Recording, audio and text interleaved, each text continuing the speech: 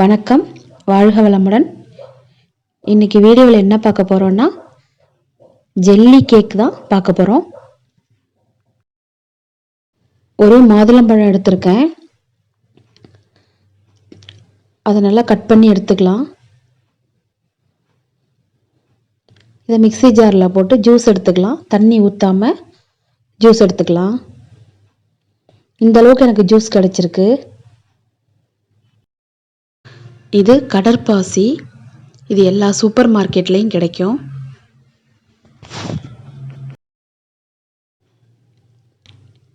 ஒன்றரை கப் தண்ணி எடுத்திருக்கேன். தண்ணி நல்லா சூடானதும் கொஞ்சமாக கடற்பாசி நம்ம அதில் சேர்த்துக்கலாம்.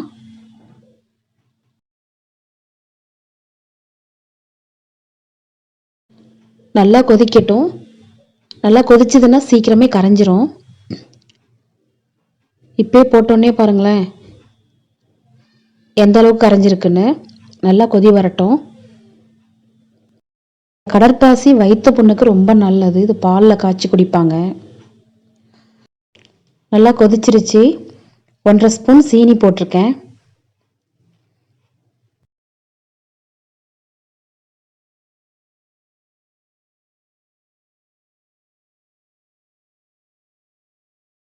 நல்லா கொதிச்சு வந்துருச்சு. இப்போ அடுப்பு ஆஃப் பண்ணிட்டு நம்ம எடுத்து வச்சிருக்க ஜூஸை சேர்த்துக்கலாம். மாதுளம் ஜூஸ். இது நல்லா கலந்து விட்டுடலாம். நான் தண்ணி சேர்க்காம தான் வெறும் ஜூஸ் மட்டும்தான் நான் எடுத்து வச்சிருக்கேன். இதே போல் கொஞ்ச நேரம் நல்லா கலக்கிட்டே இருந்தால் கொஞ்சம் சூடு குறைஞ்சிரும்.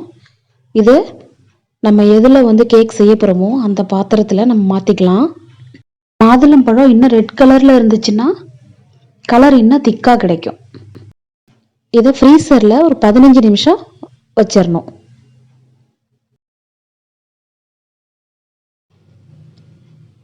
நிமிஷம் கழித்து நான் எடுத்துட்டேன். பாருங்கள் நல்லா செட் ஆகிட்டு. லைட்டாக ஆற வச்சு ஃப்ரீசரில் வச்சா இதே போல் நல்லா செட் ஆகிடும். இப்போ அடுத்த லேயர் நம்ம ரெடி பண்ணிக்கலாம். 1/2 கப் தண்ணி எடுத்திருக்கேன். அதே போல் சூடுபடுத்திக்கணும். கொஞ்சமாக கடற்பாசி சேர்த்துக்கணும். நல்லா கரையிற வரைக்கும் கொதிக்க வைக்கணும். இதுக்கு தேவையான அளவுக்கு கொஞ்சமாக ஜீனி சேர்த்துக்கணும். நான் கொஞ்சமாக தான் சேர்த்துருக்கேன். உங்களுக்கு அதிகமாக தேவைன்னா நீங்கள் நிறையா சேர்த்துக்கலாம். இனிப்பு அதிகமாக சாப்பிட்ற மாதிரி இருந்தால். இதில் 1/2 கப் பால் சேர்த்துருக்கேன். எல்லாம் சேர்த்து நல்லா கொதி வரட்டும். ஏற்கனவே நான் பால் காய்ச்சி தான் எடுத்து வச்சுருக்கேன்.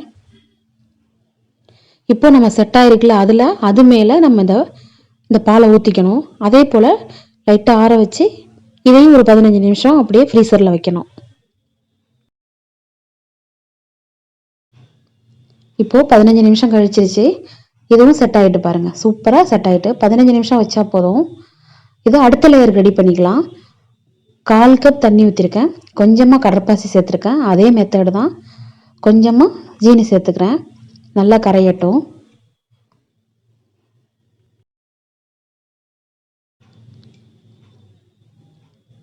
ஜீனி கரைஞ்ச பிறகு 1/2 கப் பால் சேர்த்துக்கிறேன். இதுவும் காய்ச்சின பால் தான். எல்லாம் சேர்ந்து நல்லா கொதிக்கட்டும்.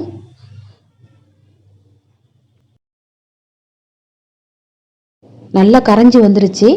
இப்போ ரோஸ் மில்க் எசன்ஸ் சேர்த்துக்கிறேன். இப்போ அடுப்பு ஆஃப் பண்ணிட்டேன். இறக்கி வச்சு தான் சேர்த்துருக்கேன். நல்லா கலக்கி விட்டுட்டு நம்ம எடுத்து வச்சுருக்கோம் இல்லையா, செட் ஆகிருக்குல்ல, அதில் நம்ம அது மேலே இந்த லேயரை ஊற்றிக்கலாம். அதே போல் லைட்டாக ஆற வச்சுட்டு திருப்பி 1 ஹவர் அப்படியே உள்ள வச்சுருங்க. ஃப்ரீசர்லேயே இருக்கட்டும். 1 ஹவர் கழித்து எடுத்துக்கலாம்.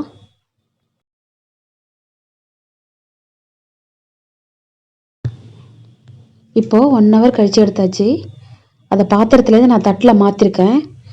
எவ்வளோ அழகாக இருக்குது பாருங்கள். சூப்பராக செட் ஆகிட்டு. நம்ம இந்த மைதா மாவில் பண்ணுற அந்த கேக்கு போலவே இருக்குது. ஃபுல்லாக ஜெல்லி தான். நம்ம எந்த மாவுமே சேர்க்கல. இன்னும் நீங்கள் நிறைய லேயர் வேணும்னா நிறைய ஃப்ரூட்ஸ் சேர்த்துக்கலாம். ஒன்று ஒன்றா தனித்தனியாக அதே மாதிரி ஜூஸ் எடுத்து சேர்த்துக்கலாம். அழகாக கட் பண்ணலாம்.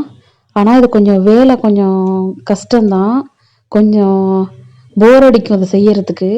ஆனால் நீங்கள் இதை குழந்தைங்களுக்கு செஞ்சு கொடுத்தீங்கன்னா இன்ட்ரெஸ்ட்டாக சாப்பிடுவாங்க, அவங்களுக்கு பார்க்கவே பிடிக்கும். சூப்பராக இருக்கும், டேஸ்ட்டு சூப்பராக இருக்கும். 3 ஃப்ளேவர் இருக்குது, டேஸ்ட்டு சூப்பராக இருக்கும். நீங்களும் இதே போல் உங்கள் குழந்தைங்களுக்கு டிஃப்ரெண்ட்டாக செஞ்சு கொடுங்க, கண்டிப்பாக அவங்களுக்கும் பிடிக்கும்.